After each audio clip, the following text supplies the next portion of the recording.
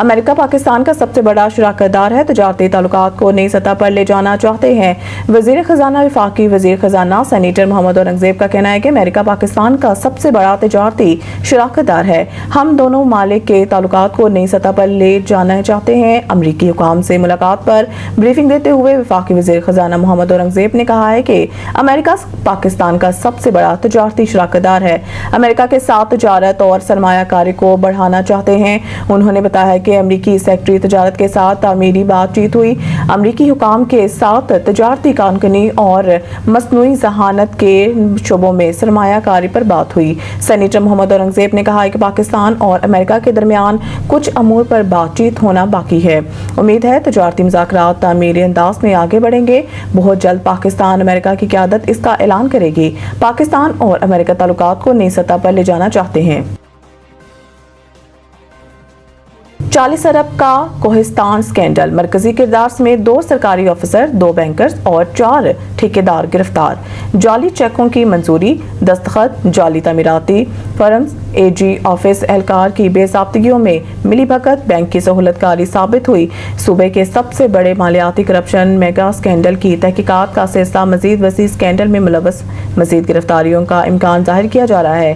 گرفتار ہونے والوں میں شفیق الرحمان قریشی، ڈسٹرکٹ اکاؤنٹ آفیسر، محمد ریاض، سابق کیشیئر بینک اور ڈیمی کنٹریکٹر، فضل حسین، ایڈیٹر، اے جی آفس پشاور، طاہر تنویر، سابق مینیجر بینک، دوراج خان ٹھیکیدار، عامر سعید ٹھیکیدار، صوبیدار ٹھیکیدار اور محمد ایوب ٹھیکیدار شامل ہیں۔ ملزمان پر الزام ہے کہ انہوں نے جعلی بلنگ، مالیاتی دھوکہ دہی اور منی لانڈرنگ کے ذریعے اربوں روپے کے خرد برد کی اور مواصلات تعمیرات CNW ڈپارٹمنٹ کے افسران کے ساتھ ملی بھگت سے بے نامی اکاؤنٹ اور جعلی فرمز کے ذریعے فنڈز منتقل کیے۔ صوبے کے سب سے بڑے مالیاتی کرپشن کے میگا سکینڈل کی تحقیقات کا سلسلہ مزید وسیع کر دیا گیا ہے اور سکینڈل میں ملوث مزید گرفتاریوں کا امکان ظاہر کیا جا رہا ہے۔ سرکاری دستاویزات سے انکشاف ہوا ہے کہ شفیق الرحمان قریشی، ڈسٹرکٹ اکاؤنٹ آفیسر نے اپر کوہستان میں جعلی ترقیاتی منصوبوں کے لیے بجٹ ہیڈ G10113 کے تحت جعلی ٹریزری چیکوں کی منظوری اور دستخط میں مرکزی کردار ادا کیا۔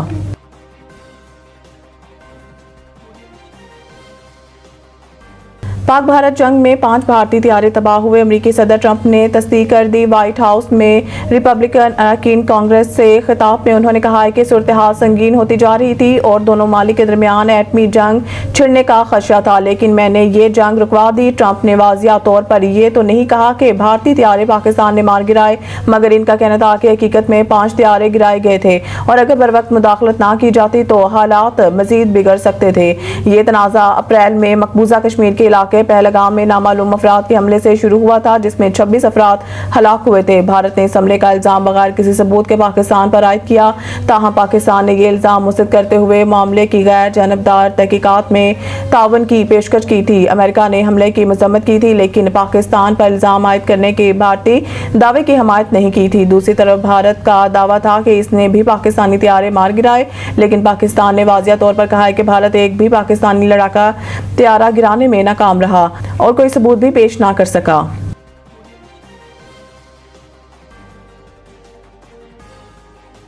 فیول چارجز میں کمی، بجلی صارفین کو ریلیف ملنے کا امکان۔ اسلام آباد فیول چارجز میں کمی کے سبب اگست میں بجلی صارفین کو ریلیف ملنے کا امکان ہے۔ بجلی پیداوار میں سب سے زیادہ 39% حصہ ہائیڈرو پاور کا رہا، جو پچھلے سال سے 14% زیادہ ہے۔ نیوکلیئر بجلی مہنگی اور کم ہوئی، ڈیزل سے بجلی کی پیداوار 0 رہی۔ RFO سب سے مہنگا ذریعہ رہا۔ LNG اور درآمدی کوئلہ مہنگا۔ نیوکلیئر بجلی لاگت سے 60% اضافہ ریکارڈ کیا گیا، پیداوار میں 30% کمی آئی۔ اگست 2025 کی بجلی بلوں میں صارفین کو فی یونٹ 0.654 روپے ریلیف ملنے کا امکان ہے، جس کی وجہ سے جون 2025 میں فیول چارجز میں کمی ہے۔ سینٹرل پاور پرچیزنگ ایجنسی نے نیپرا کو درخواست دی ہے، جس پر 30 جولائی کو عوامی سماعت ہوگی۔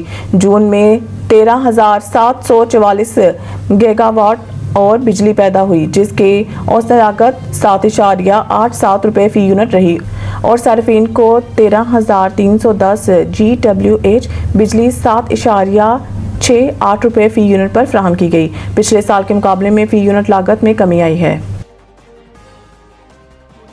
دریائے سندھ میں چشمہ کے مقام پر اونچے درجے کے سیلاب کا خدشہ۔